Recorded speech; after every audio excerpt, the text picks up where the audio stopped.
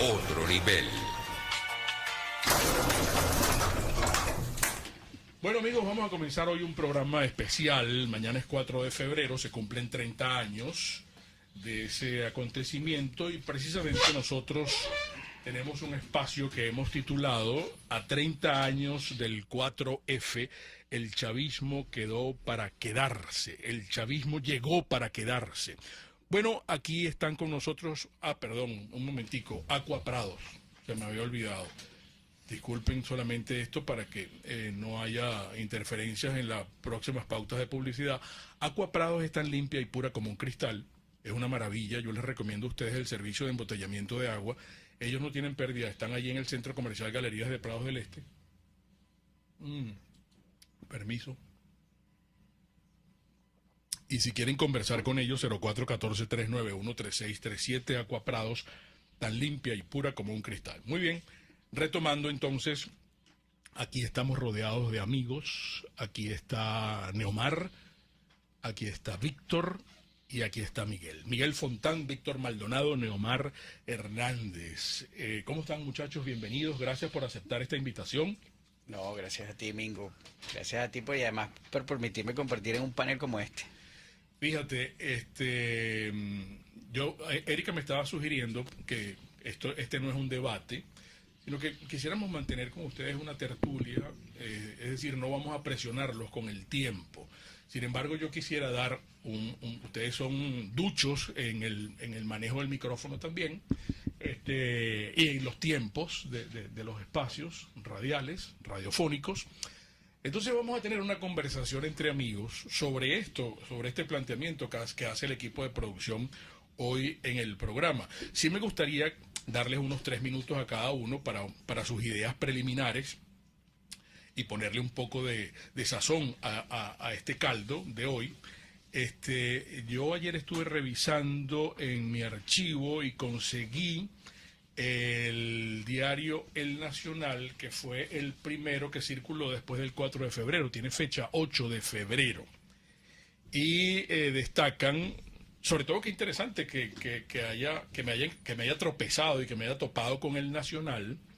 Se lo voy a pasar a cada uno de ustedes para que lo manosee, donde en el interior está inclusive una conversación con Alfredo Peña, en esa época fungía como director del Nacional, que el titular de esta entrevista, que la hace Alba Sánchez, condenamos todo tipo de golpe militar. Los golpistas que enarbolan la bandera de la moralidad generalmente terminan más corrompidos que sus antecesores. Pero el titular es Pérez, es el presidente Pérez. Los alzados pretendían establecer el fascismo. Está también, recogen lo de Rafael Caldera, repito, porque esto fue 4 días después, cuando sale la primera edición del Nacional, después de lo ocurrido. Es hora de que el presidente escuche las críticas, Rafael Caldera. Consultan a Eduardo Fernández, no es momento para pleitos ni reyertas, y Luis Herrera, hay que aprovechar a la OEA para replantear deuda al Fondo Monetario Internacional. En fin, aquí lo traje como referencia histórica, ¿verdad? Vean el color del periódico cuando nosotros buscábamos y leíamos de esta manera las noticias. Yo quisiera darle la palabra inicialmente a Miguel Fontán para que nos ubique. Sí les quería pedir a cada uno que le cuenten un poco a nuestro auditorio qué ocurría antes del 4 de febrero, para que hablemos un poco de los antecedentes y después, evidentemente, que lleguemos hasta el hoy. Sé que es un ejercicio difícil y a lo mejor vamos a tener que hacer otro programa rápidamente, pues, ¿no?, sobre el particular. Bueno, gracias por Bienvenidos. Gracias por la oportunidad. Saludos a Neomar y a Víctor. Me toca la difícil tarea de comenzar esta tertulia. Y atendiendo a tu propuesta, ¿qué pasaba antes del 4 de febrero? Bueno, acuérdense que nosotros veníamos de un Caracazo que había pasado apenas 3 años antes, y que ese Caracazo no solamente tuvo un impacto en lo político, sino tuvo un impacto también de alguna manera en lo económico y en lo social. Por supuesto, hay toda una serie de especulaciones sobre ese Caracazo. Lo cierto es que ese golpe de Estado lo que venía era amalgamar esas tareas que quedaron pendientes del Caracazo. Y amalgamar esas tareas pendientes del Caracazo no es solamente iniciar las actividades para la toma del poder por parte de ese grupo, sino también crear la atmósfera para que esa toma del poder fuese legítima. ¿Ok? Un golpe de Estado siempre es ilegítimo, así lo vivíamos en democracia. Ahora, la sociedad venezolana yo creo que ya estaba lo suficientemente corrompida como para embarcarse en una actividad golpista. Y aunque tuvieses actores que la condenaran, detrás de esos actores había intenciones inconfesables que apoyaban el golpe de Estado, porque el golpe de Estado no es una conjura de 3 militares, el golpe de Estado fue una conjura de muchos sectores de la sociedad. Claro. Víctor. Yo recuerdo que Antonio Cova, él solía citar un proverbio chino, ¿no? Ojalá vivas tiempos interesantes. Y desde que el querido amigo Mingo, me invitó, yo me puse en función de mis recuerdos. Y bueno, no Qué le bueno. podemos pedir No, a Neomar, yo Neo creo que no había nacido. que haya nacido. No le podemos pedir a Miguel Fontán pero yo ya era adulto y yo vivimos unos tiempos convulsos Sí. que en mucho explican lo que después ocurrió. Recordemos el gobierno de Caldera. El gobierno de Caldera al final fue el gobierno del primer quiebre del sistema financiero, Sí. en parte por ciertas medidas y ciertas predisposiciones el que tenía el gobierno. Y recordemos finalmente que el gobierno venezolano, porque era la expresión de la democracia punto fijista, ya para el momento parecía un mesonero errático que no quería que se le cayera una inmensa bandeja con copas de champaña, Cristal. que sin embargo se le cayeron. ¿Y a qué me quiero referir? Desde hacía mucho tiempo, las promesas de la democracia punto fijista ya no llovían a la sociedad venezolana. O sea, prometieron, no llovían, y no llovían simplemente porque el Estado, a pesar de sus crisis, el gobierno venezolano, a pesar de sus crisis, quería seguir siendo el mismo Estado grande, con capitalismo de Estado, dueño de toda la riqueza, el progresivamente corrompido, donde los partidos dejaron de ser los mediadores y comenzaron a ser fines en sí mismos. Todo eso generó un ambiente en la que el venezolano se sintió profundamente defraudado y las clases medias comenzaron a resentirse. Es por eso que el golpe de Estado de Chávez fue, de hecho, legítimo, porque la gente creyó en él. Entonces, para vergüenza de poca gente, la verdad, de poca gente. Mingo, tú recuerdas que en ese tiempo todo el mundo era chavista y todo el mundo creía en Chávez, y nosotros probablemente éramos unos marcianos. Yo en mi círculo de referencia era de los pocos que no estaba, digamos, en esa onda, y entonces allí, digamos... En ese febrero en los carnavales todo el mundo se disfrazó de Chávez. Entonces, cuidado. Lo primero que tenemos que decir es que esta iniciativa militar fue legítima porque la gente creyó en su validez. Y porque en esa misma medida la gente también desafió, terminó una ruptura con los partidos y liderazgos tradicionales, entre otras cosas porque ellos sentían que no les llegaba, o sea, que se habían agotado las promesas y que el Estado se les había convertido en un problema. Claro.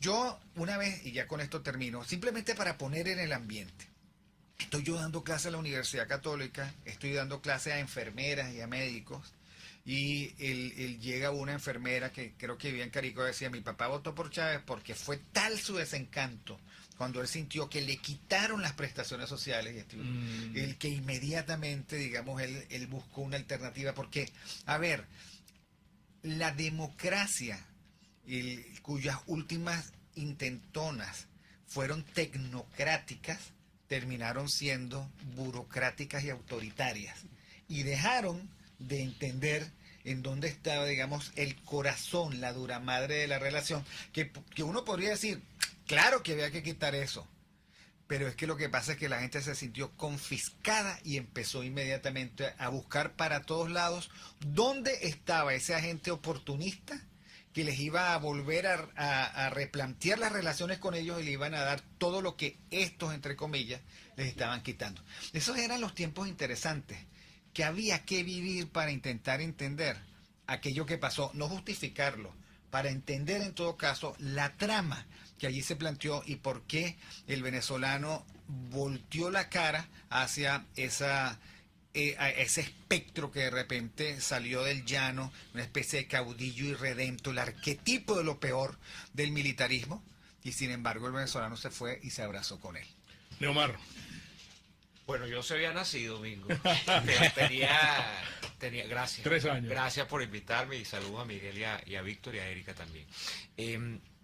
Yo tenía 3 o 4 años en el año 92, por tanto mis memorias son menos que nada. Claro. En ese momento no recuerdo. Fíjate que del 27 de noviembre del mismo año sí tengo alguna recordación del sonido, sobre todo de los aviones rompiendo la barrera del sonido. Esa quizás, yo creo que los aviones rompiendo la barrera del sonido quizás son mis primeros recuerdos de infancia, marcados. Caray, imagínate.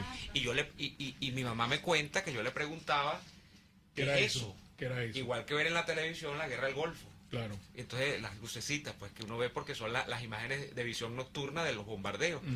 Y ella me decía, no, eso que están echando lucecitas ahí. Y cuando lo de la barrera del sonido me decía, no, eso es que son unos aviones que los están probando.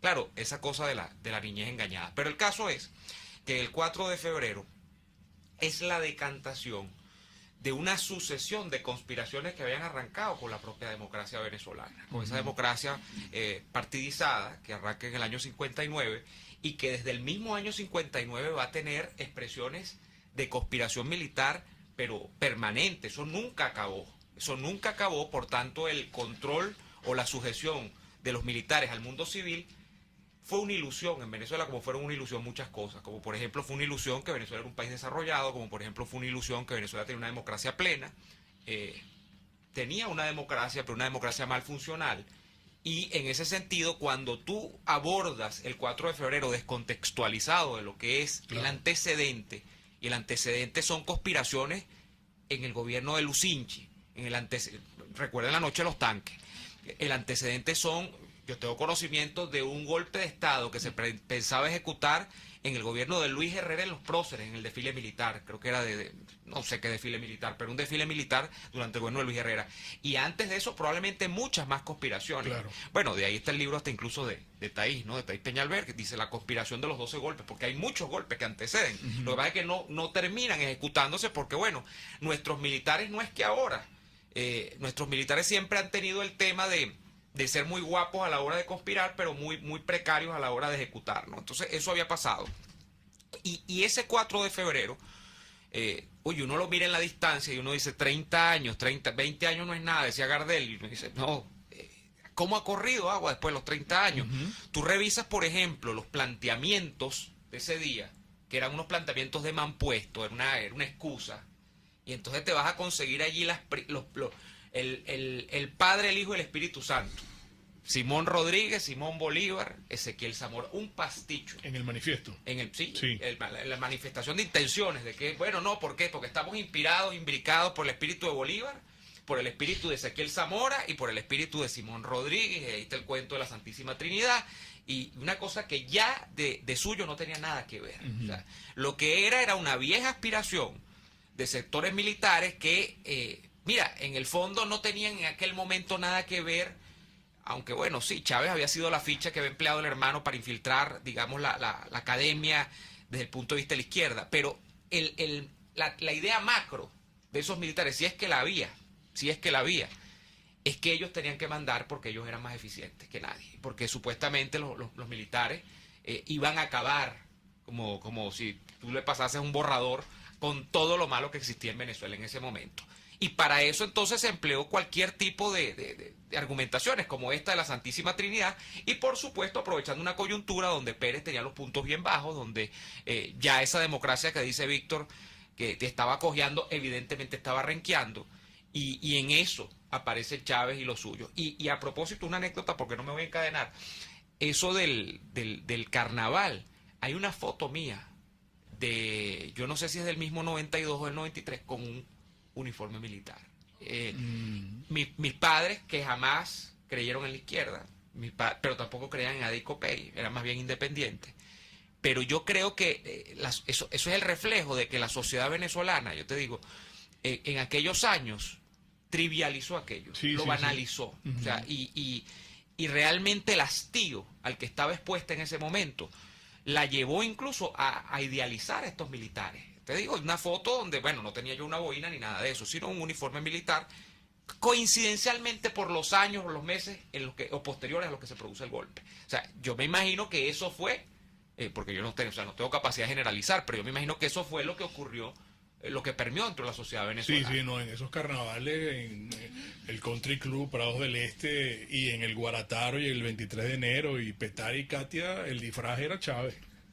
O sea, que además una cosa que fue interclasista en Venezuela. Exactamente, cruzó, a eso me refiero. y que no tenía que ver ni con izquierdas, porque no tenía nada que ver la gente con ninguna proclama marxista, leninista, ni nada de eso, sino que tenía que ver con un hastío expresado en Chávez. Es así. Vamos a hacer un pequeño paréntesis para luego seguir en esta tertulia, amigos. Hoy un programa especial, mañana es 4 de febrero y nos hemos planteado con Neomar, con Víctor y con Miguel hacer este análisis que ustedes están disfrutando. A 30 años del 4 de febrero, el chavismo llegó para quedarse, que es lo que vamos también a analizar en esta próxima parte. Pero vamos a un breve intervalo. En momentos regresamos. Enseguida regresamos por todos los medios con Mingo. Nuestros patrocinantes hoy los vamos a saludar rápidamente, ceden sus espacios para que tengamos mucho más tiempo de conversar con nuestros invitados. Conocen Farmacia CVS y más, todo lo demás con 2 sedes, CCCT y Chacaito. También nuestros amigos de Belab Biodiagnóstica en este tiempo de peste, que importante es contar con un laboratorio amigo, un laboratorio de pana. Todo lo que necesiten en cuanto a exámenes de laboratorio y exámenes médicos, 0414-202-2900 de Belab Biodiagnóstica, precisión y confianza en laboratorio clínico. En este mes de febrero, si alguien cumple años, ese cumpleaños no está completo si la torta no es de la pastelería del Corso. Torta que usted va a encargar y además hay delivery y pick-up, por supuesto. Pero si usted la quiere venir a buscar, que va a disfrutar llegarse hasta la pastelería del Corso, pero igual el cariño es el mismo, la va a encargar aquí 945-8497 del Corso, es la pastelería italiana por tradición y excelencia. Estación de servicio Terrazas del Club Hípico, los invito a que los sigan en Instagram, que es @bpterrazas. ¿Por qué?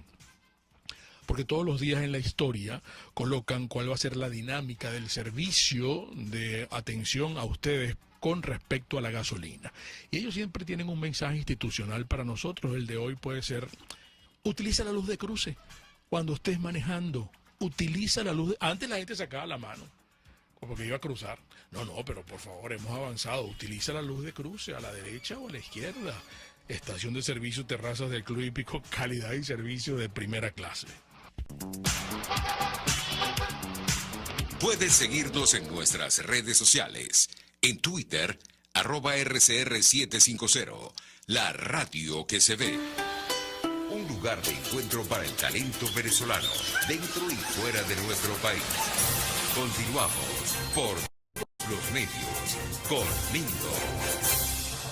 Luego de esta introducción, amigos, de Miguel, de Víctor, de Neomar, vamos a tratar de conversar, vamos a intercambiar ideas sobre esto, y tomando en consideración esa misma introducción de nuestros amigos invitados, hasta qué punto verdaderamente esa campanada, que muchos historiadores lo han catalogado de esa manera, campanada histórica, no fue tomada en consideración.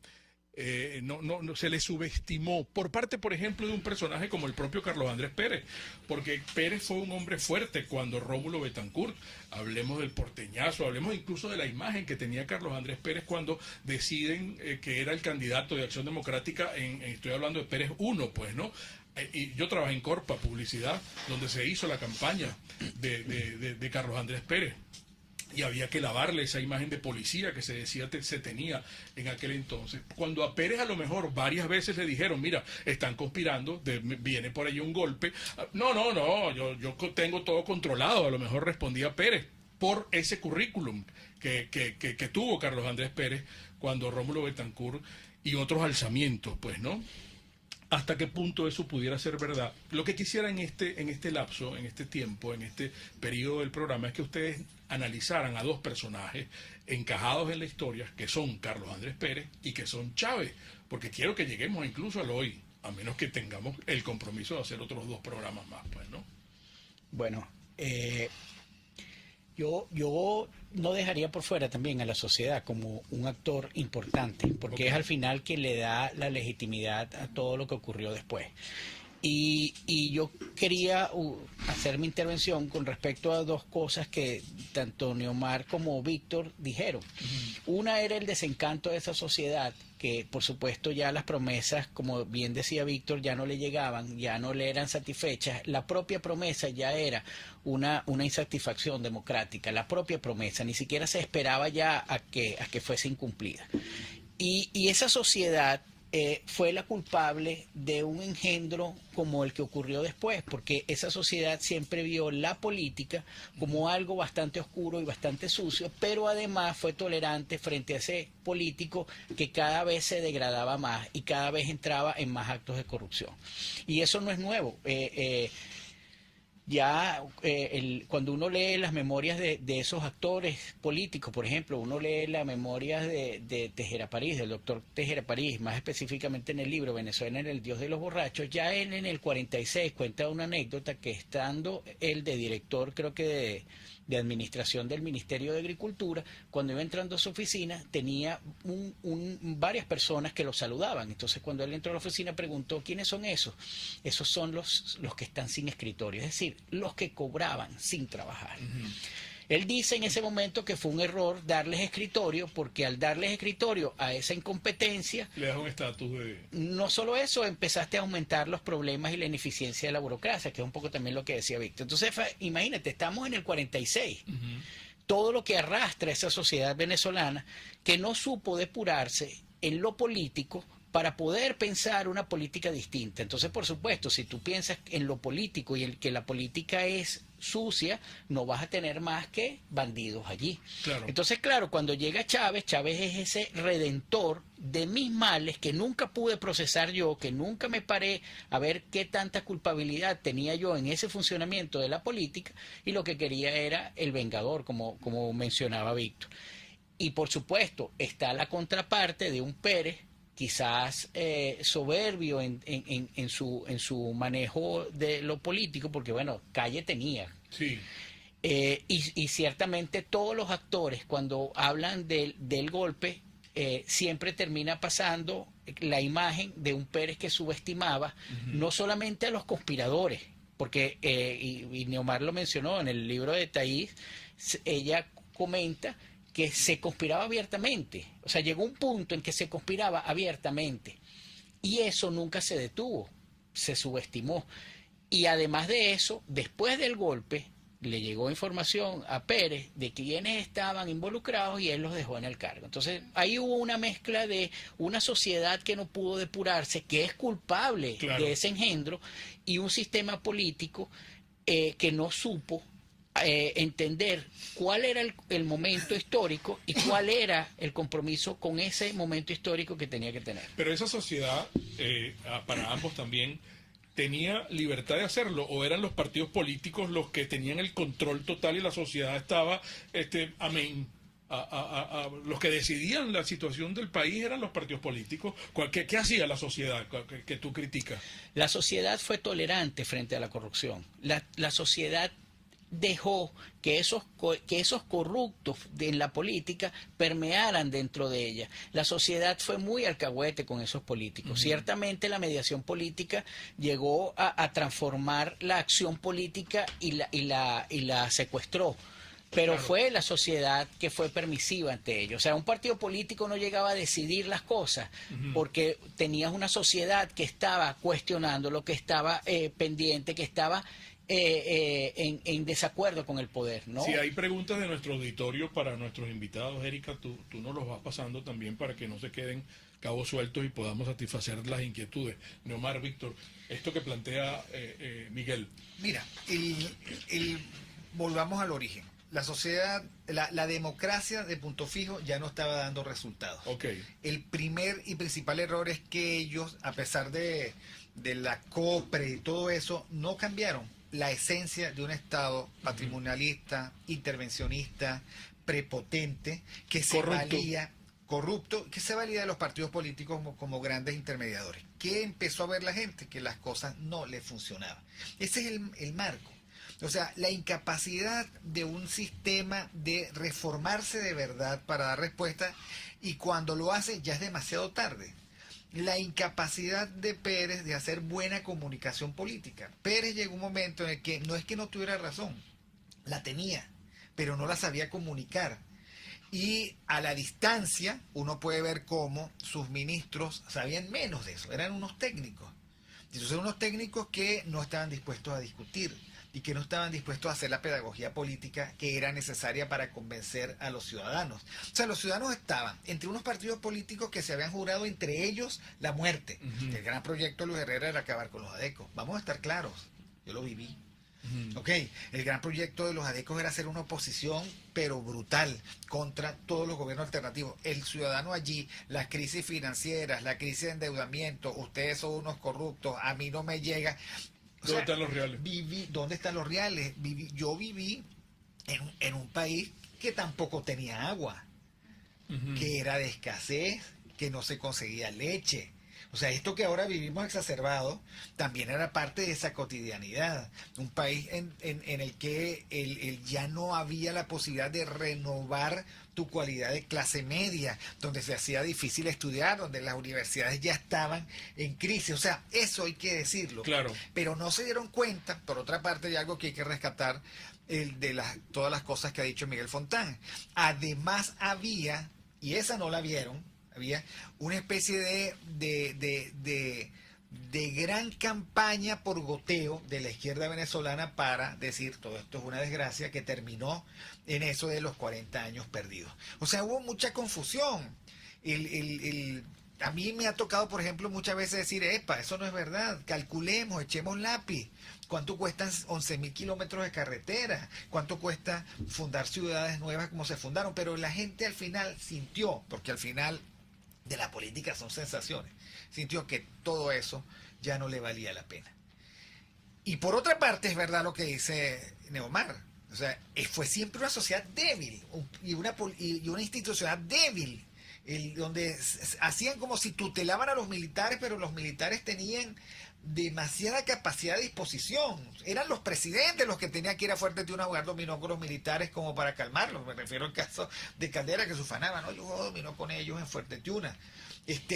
Debió haber sido al revés, en todo caso, o no debieron jugar nunca al dominó.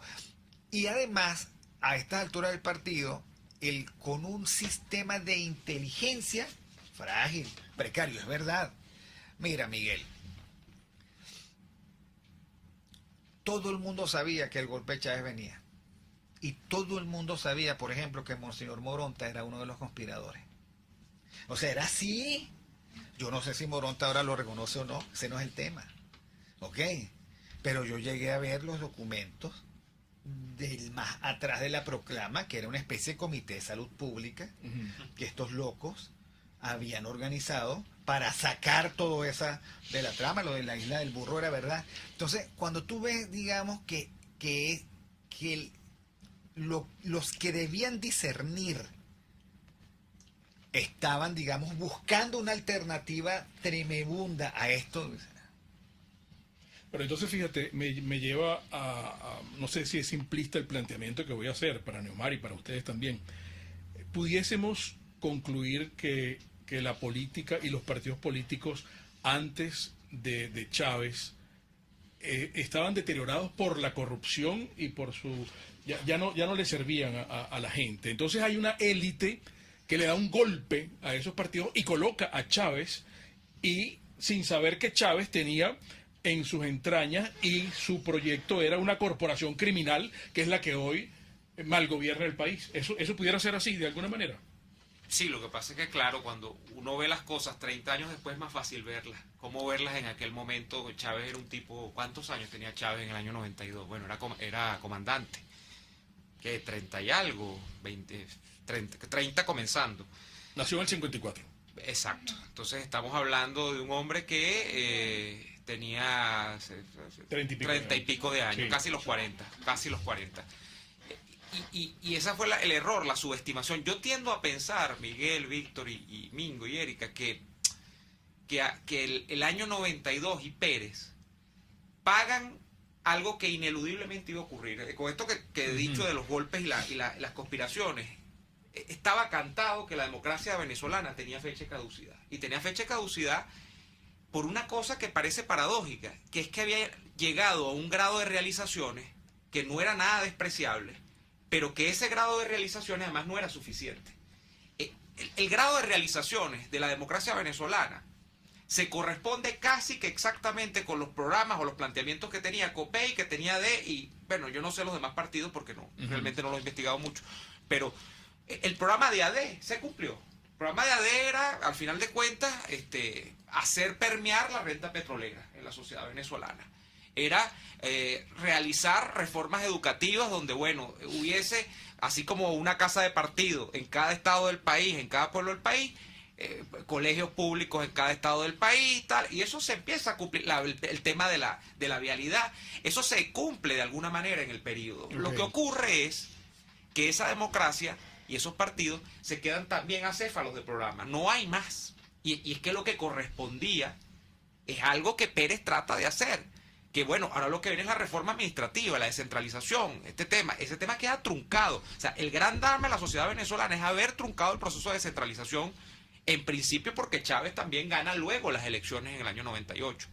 Pero con esto que te quiero decir, que hubiese estado Pérez o hubiese estado Eduardo Fernández en el año 92, probablemente la amenaza hubiese estado. Lo que ocurre es que con Pérez, la amenaza se concreta con mayor fuerza, porque Pérez había granjeado para sí todos los odios que tenía la democracia venezolana encima, porque Pérez además era el hombre asociado con los grandes procesos de enriquecimiento ilícito del boom petrolero en Venezuela. No necesariamente porque Pérez fuese un ladrón, sino porque a la sombra de Pérez crecieron unos grandes grupos económicos del Estado que tuvieron que ver con, digamos, todas estas prácticas que luego son condenadas por la sociedad venezolana, pero que en ese momento eran relativizadas también. Entonces, el caso es que a Pérez le toca pagar eso, le toca pagar el tiempo histórico, le toca pagar ser el primer presidente de la democracia venezolana, que además tiene la osadía de reelegirse.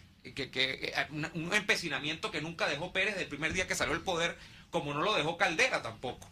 Entonces, es una cosa paradójica porque al final también es la suma de unos programas políticos que cumplen hasta cierto punto y que hasta cierto punto por cumplir se quedan acéfalos, y que hasta cierto punto también en ese techo de las expectativas que tenía la sociedad venezolana, la sociedad comienza a demandar más cosas y esos partidos ya no las podían hacer porque no tenían cómo hacerlas, porque esos partidos se quedaron anclados en los modos de hacer del año previo a la llegada de Betancur al gobierno. Esos partidos estaban anclados allí. Yo tengo un libro que es una recopilación de artículos, finalmente, de Octavio Lepage, a quien yo respeté mucho, ¿no? En vida lo conocí. Y es un libro escrito, los artículos que sacaba Lepage en el Universal. En el Universal durante el periodo del gobierno de Pérez.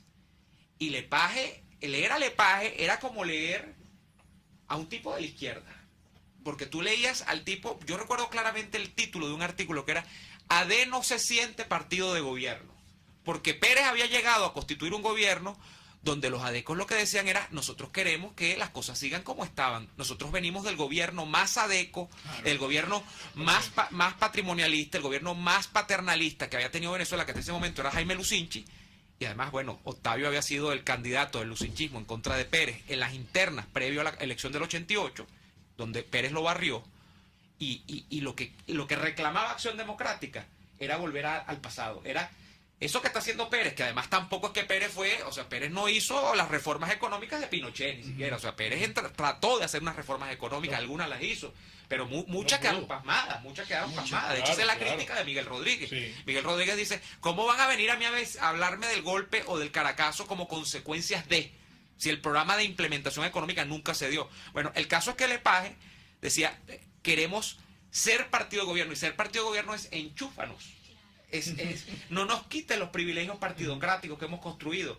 Lamentablemente esa era la visión, porque era una visión además, no porque Lepage fuese un corrupto, no porque Lepage fuese un delincuente, no, era la visión la voz de Lepage era la voz del partido político clásico de la Venezuela que era entonces, de la partidocracia, y eso es terrible, porque eso acaba con todo. Vamos a hacer algo en la próxima parte, aterrizar un poco. Esto ha sido extraordinario, estas intervenciones de Miguel, de Víctor y de Neomar, pero interpretando a nuestro auditorio y también centrado en el equipo de producción nuestro, que se quiere saber de parte de ustedes si el chavismo llegó para quedarse.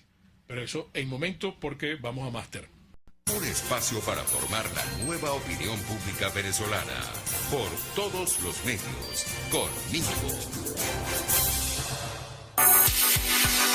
Produzca y patrocina nuestro programa. Produzca es una empresa venezolana con más de 40 años en todo el territorio nacional. ¿Y qué ha hecho Produzca? Implementar su filosofía, que es cuidarnos en nuestros lugares de trabajo. Ellos nos ofrecen todos los adminículos, todos los artículos que requerimos en nuestro lugar de trabajo para estar protegidos. Produzca con S de seguridad. Soliciten el catálogo y sin ningún compromiso piden una cotización. www.produzca.com, en su Instagram @produzca.ve. Produzca es seguridad en tu empresa, de los pies a la cabeza. Vistasi Motors. Amigos, en Vistasi podemos estrenar carro usado. Bueno, ¿cómo es eso? Bueno, es que dejan el carro tan pepito que usted estrena carro realmente, y es un carro que uno tiene posibilidades de comprarlo, pues, ¿no? Bueno, es como nuevo, es estrenar un carro usado. Eso usted lo logra con Distasi. Además, si usted está pensando vender su carro, no se ponga en eso, que se va a meter en cualquier rollo. Hágalo con los profesionales de Distasi Motors en su Instagram, Distasi Motors, que es el concesionario y taller Honda de Venezuela en Los Palos Grandes. Comercializadora Prada. ¿Cómo nos gustan sus productos, amigos? El queso telita, el queso guayanés, el queso ahumado, el merideño, la cuajada, el palmizulia, pero también los embutidos, la mantequilla, la crema de leche. Es Comercializadora Prada y usted puede hacer su pedido aquí a este número 0424-120-3562. Todo en quesos y embutidos con la mejor relación precio-sabor. Puedes seguirnos en nuestras redes sociales. En Twitter, @RCR750, la radio que se ve. RCR 750 AM, porque lo bueno une. Un periodista espontáneo, frontal, observador, inconforme, con mucho que decir y escuchar. Regresamos por todos los medios, conmigo. Bueno, amigos, nos quedan unos 12, 13 minutos de programa. Sí, están pidiendo que se repita el programa y que se haga otro, que extendamos este espacio de hoy. Por ejemplo, va a ser difícil que podamos darle cabida a todas las inquietudes de ustedes, pero interpreto por lo que me está pasando Erika aquí, que sí, la gente quiere conocer el análisis de parte de nuestros invitados con relación a esto, que es la pregunta sustantiva del espacio de hoy, si el chavismo llegó para quedarse. Lombardi, un saludo, soy coetáneo con Víctor y Mingo, recuerdo claramente que la inmensa mayoría de los venezolanos, cuando apareció Chávez, dijo, bien hecho, para que aprendan. Aquí está Bet Blanco. Los medios de comunicación también se ocuparon de meter a Chávez. Esto un poco lo vinculo con lo que yo les preguntaba a ellos, si fue una élite una élite en general variopinta la que colocó a Chávez aquí. Elvis Clinton aquí en Colombia puede pasar lo mismo. La democracia está cojeando y Petro está aprovechando el poder. y Sergio Mesa, solo por citar a algunos de nuestros amigos audio participantes, cuáles fueron las causas por las cuales se produce ese 4F, el antecedente es el Caracazo. Sí, el antecedente, ya eso lo hemos hablado. Sigue aquí Reinaldo Alvarado, disculpa.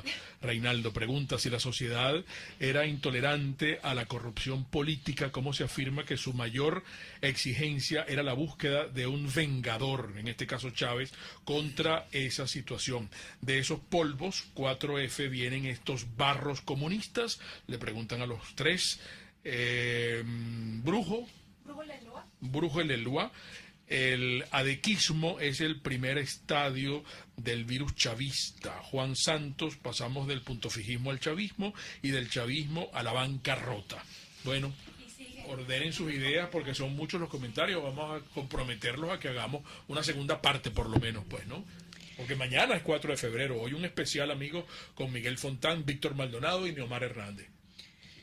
Bueno, yo voy a comenzar con la intervención que decía si la sociedad era intolerante a la corrupción porque buscaba un vengador. El hecho de que buscara un vengador no significa que ella haya sido tolerante con la corrupción. De hecho, la conspiración de la que hablas de las élites es parte de esa tolerancia a la corrupción. Porque al final de cuentas, Chávez lo que fue es una síntesis de todos los males que tanto Víctor como Neomar han venido describiendo de la sociedad, y lo que hace es agrupar todos esos males y condensarlos en una idea bastante peligrosa, que era, por un lado, las élites decían: yo lo coloco en el poder y después lo manejo. ¿Okay? Porque ya además ya estaban de alguna manera acostumbrados a manejar al poder y al gobernante de turno. Por supuesto, se le salió de las manos. Yo creo que la única persona que salió totalmente victoriosa con la llegada de Chávez al poder, que nunca se le pudo escapar de las manos, fue Fidel Castro. Fidel Castro agarró a Chávez y lo colocó allí como no solamente la puerta para tomar el país que él quería tomar desde hace tiempo y que había intentado de muchas formas hacerlo, sino también como ese caballo de Troya dentro de las élites venezolanas, que le sirvió no solamente para permear más su influencia, sino también para ganar espacios que estaban quizás vetados para él. Entonces yo creo que si hay alguien que se benefició totalmente de la llegada de Chávez al poder, fue Fidel Castro.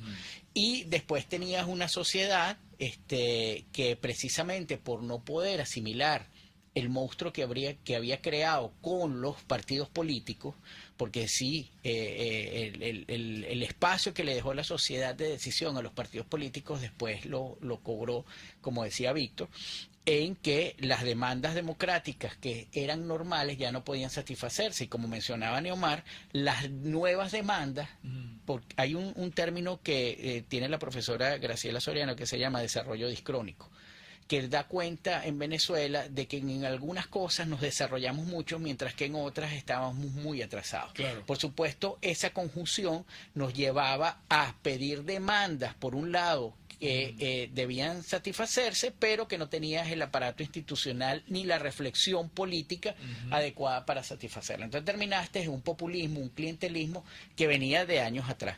Yo creo que Venezuela pasó de la decadencia de una democracia representativa a la utopía de un autoritarismo democrático. Claro. Porque lo que se creía era que Chávez, bueno, la frase famosa, muy nefasta, a mi modo de ver, de Pekov, cuando se estaba desarrollando todo lo que era una oposición, que en Chile dijo: Chávez es un demócrata. Chávez nunca fue un demócrata. Y esas son las consecuencias de no comprender el momento. Entonces, para ahora responder la pregunta rápidamente, ¿el chavismo llegó para quedarse? Depende. El chavismo sublimó toda una serie de males de la sociedad y toda una serie de valores corruptos y criminales de una sociedad. Lo sublimó y lo llevó a lo que yo llamo ecosistema criminal, que no es más que la repetición de esos valores en cada actor de la sociedad sin que sea responsable uno solo. O sea, no necesitas tener, por ejemplo, a Maduro en el poder para desarrollar la lógica del enchufe, de la corrupción, de la criminalidad. Ya eso está dentro de una atmósfera mucho más grande que la reproduce en todas las relaciones sociales. Si nosotros no cambiamos eso, si nosotros no nos damos cuenta de eso, si nosotros no empezamos a comprender eso, irremediablemente la sociedad va a estar reproduciendo todos esos principios y valores constantemente. Víctor y Neomar, ¿el chavismo llegó para quedarse según ustedes? Mira, el proyecto de Chávez del inicio fue quedarse con el país. Lo primero que hizo fue una constitución para él. Lo segundo que hizo fue pedir todos los poderes legislativos y gobernar por dictadura. Cuando vio que eso ya lo había hecho, entonces lo tercero que hace es reformar la Constitución para reelegirse perpetuamente. O sea, al final, digamos, el proyecto del chavismo es no volver a entregar el poder nunca más, nunca más, nunca más. Y por eso es que nosotros nos sentimos tan perdidos. Nos sentimos tan perdidos porque no hay instituciones que estén a favor del ciudadano, no hay élites que piensen a favor del ciudadano, no hay militares como tutela independiente que piensen en favor del país, no hay. O sea, estamos entre la traición de los mejores y un gobierno totalitario transformado en ecosistema criminal. Razones, en su momento, unos partidos en desbandadas, como gallinetas locas, Alfaro Cero de candidato, Irene Sáez, un país además harto de un gobernante anciano, que uno decía, se va a morir en el próximo discurso, que era Rafael Caldera, ¿ok? Y una sociedad que se entendió pobre y defraudada. El proyecto Pobreza, que fue una gran colaboración de la universidad, llegó a decir, los pobres de hoy no tienen cómo ser reivindicados, morirán pobres. Entonces la sociedad venezolana, entre el diagnóstico intelectual, la desbandada de los partidos políticos, el autorreconocimiento de haber fracasado, como nosotros. Bueno, a los 60 años, ¿qué voy a decir yo? Es lo que se planteaba la gente, el haber sido confiscados en esa ilusión del venezolano. Yo lo que quiero es mi jubilación, colgar una hamaca. O sea, todo eso se rompió, todas las promesas que vinculaban al ciudadano con la democracia, que son pequeñas, no son de ninguna manera trascendentales, la gente le sabe a qué sabe la descentralización. O sea, toda esa, digamos, superestructura esteticista y democrática de la gente, si no le llegan resultados, al final, voy a terminar simplemente leyendo una frase de un artículo que escribí en el 2000. Se llamaba Fascinación Totalitaria. Y qué mejor para un pueblo tan equivocado en su discernimiento, aludiendo a Hannah Arendt, que tener a la cabeza a un dirigente que se comporta como filósofo de barbería de pueblo, que para todo tiene una respuesta, cuyo tono es acusador, que confronta todo lo dicho y lo hecho, y que riega los resentimientos populares con odio y promesas de revancha.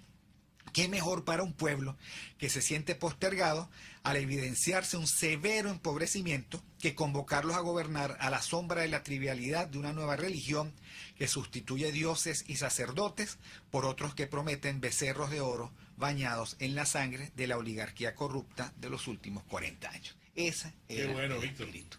Ese era el espíritu. Neomar, el chavismo llegó para quedarse.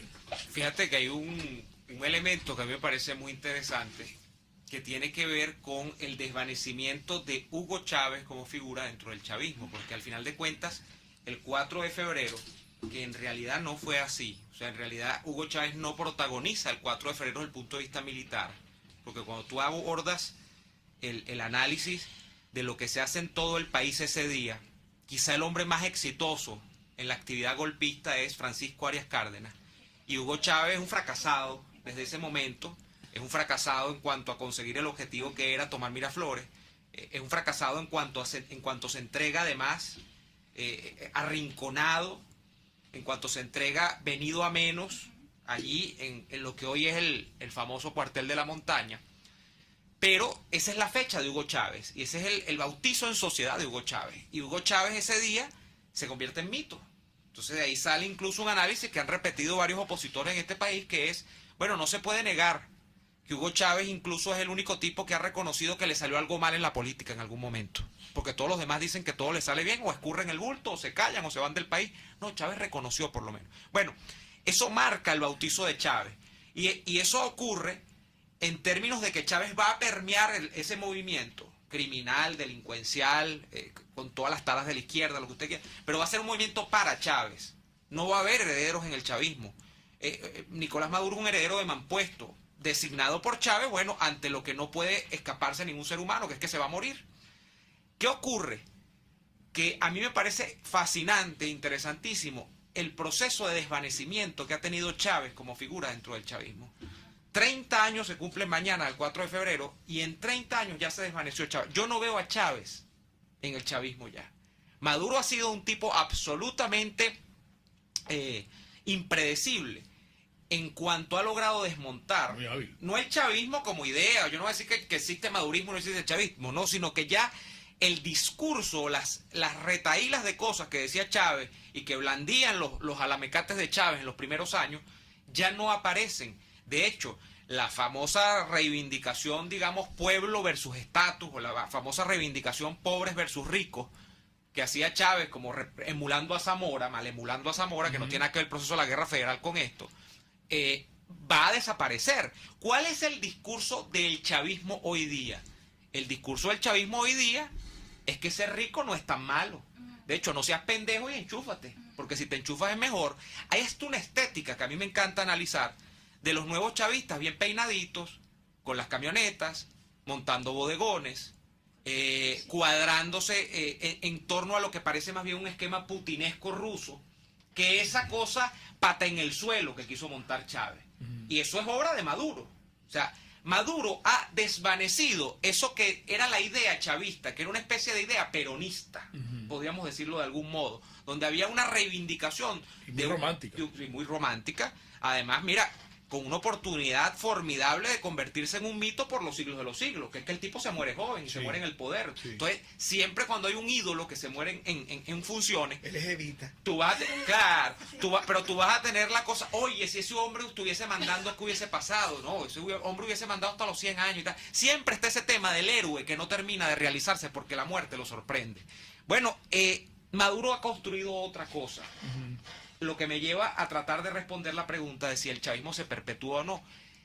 Se va a ver perpetuar a través de otros modos, de otra cosa, o va a buscar eso. Nosotros estamos en este momento en una oportunidad, yo no voy a decir que es inédita, pero en un momento que es rarísimo, porque aunque la sociedad venezolana parece dormida, nosotros estamos transitando en una pelea contra la imposición por otras vías del modelo chavista, o de otro modelo chavista, de otra cosa, de otra imagen chavista, donde ya Chávez, por cierto, y el 4 de febrero no juegan nada. Eso se desvaneció mismo. O sea, el 4 de febrero se desvaneció al punto que muchos de los que formaron parte de la corte de Chávez en ese momento, bueno, o se le voltearon empezando el gobierno, o hoy dicen que, bueno, que Chávez lo traicionaron y todo este cuento.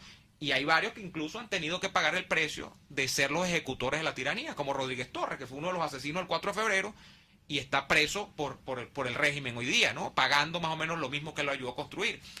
Pero esa es la paradoja en la que estamos. El chavismo ya no es el chavismo de Chávez, es otra cosa. Entonces no sabemos si se va a perpetuar a través de otra cosa, de una cosa putinesca. Fíjate cuánto tiene Putin mandando, creando sus oligarquías, 20 años, más de 20 años en Rusia, y no parece que tenga perspectiva de salida. Entonces, yo no me voy a mojar de decirte si se va a perpetuar o no. Lo que sí te voy a decir es que el chavismo de Chávez, la imagen de Chávez, se esfumó. Nosotros nos hemos topado con la enorme verdad de que eso era un cuento de camino, que eso era un mito, y que ese hombre que lo vendían como, no sé, la suerte del nuevo Lenin de América Latina, no es nada. El nuevo Fidel Castro no es nada, no es nada. Al final de cuentas era un mito, era una leyenda, no es nada.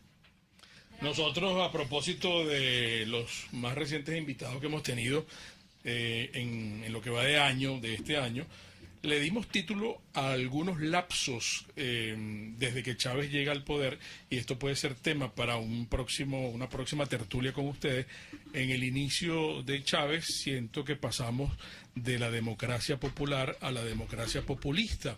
Luego hago un salto hasta el 2007, donde creo que comenzamos a vivir un autoritarismo competitivo en la lucha por el poder. Me traslado hasta el 2013, donde creo que ya no hay democracia y hay un autoritarismo hegemónico, porque siento que a partir de allí esta gente crea su propia oposición, incluso con elecciones y con negociaciones. Hago otro salto hasta el 2017 y siento que allí controlan la conflictividad social y comienzan a quedarse con todo, y es lo que hoy estaríamos viviendo. Pero eso es tema para otro programa, si les parece. Muy bien. Quedan invitados de una vez. Muchas Gracias, Miguel gracias. Fontán, gracias Víctor Maldonado, gracias Neomar Hernández, este programa especial de hoy, amigos, y recuerden, el comunismo te quiebra las rodillas para que tengas que darle las gracias por las muletas. Hasta mañana. RCR presentó Por Todos los Medios con Mingo.